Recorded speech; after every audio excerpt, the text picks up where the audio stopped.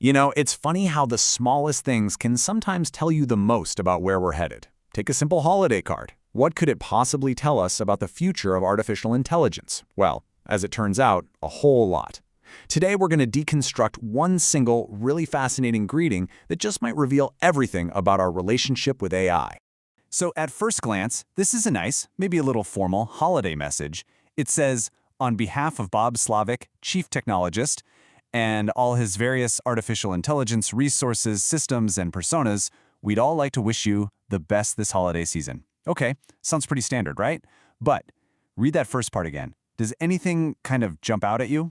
Right. On the surface, it's just a friendly holiday wish. But the language here, the specific words being used, it feels so deliberate. This isn't just a holiday card.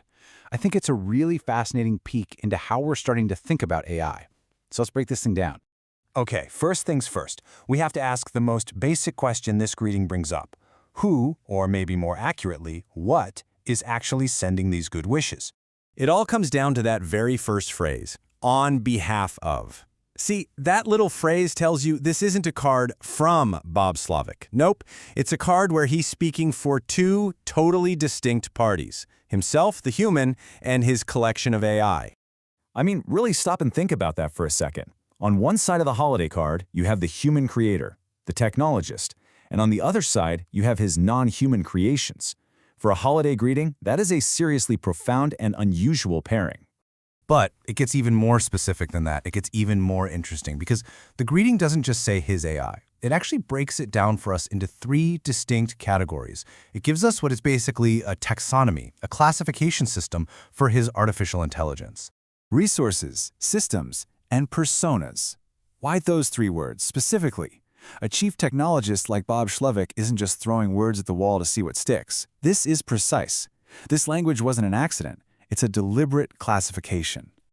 So what these terms are really suggesting is a kind of hierarchy, right? It's like a ladder of AI. It implies there's a progression, moving from the simplest form of artificial intelligence up to something way, way more complex. So let's start at the bottom rung of that ladder, resources. This is AI at its most fundamental. Think of it as a utility, like electricity or just raw computing power. It's a basic capability, a tool that you command to get a specific job done. Okay, next we move one step up the ladder to systems. Now this implies a real jump in complexity. We're not just talking about a simple tool anymore. We're talking about integrated structures where multiple AI resources are all working together to perform a single, cohesive function. Think of a recommendation engine on a website or a car's navigation system. And then we get to the top of the ladder, personas. And this is where it gets really mind-bending, because a persona isn't just a tool or a system. That word itself implies an identity.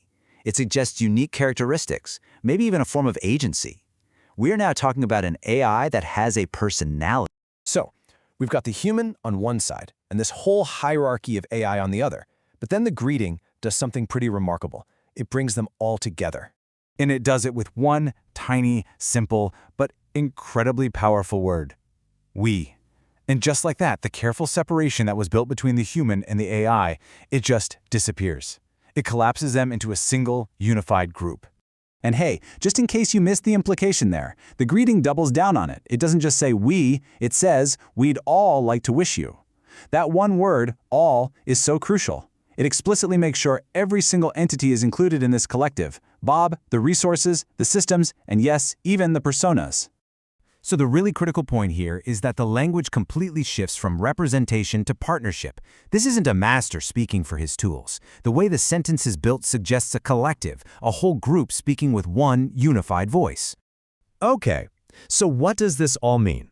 Why does spending all this time deconstructing one little holiday greeting actually matter? Well, let's zoom out and look at the big picture. I mean, it's pretty amazing when you think about it. This one sentence is just packed with powerful ideas. It's treating AI not just as a tool, but as a collaborator. It's showing us how easily we're starting to personify our own technology. And it really hints at a future with some kind of blended human-machine identity, where the creator and the creation speak as one. It's a small signal, for sure, but it points toward a huge shift in how we might all communicate. So, I'm just going to leave you with this. A greeting like this one might seem like a novelty today, just something quirky. But as AI becomes more and more integrated into every part of our lives, the question becomes very, very real. When your technology starts co-signing the holiday card with you, who is really the author?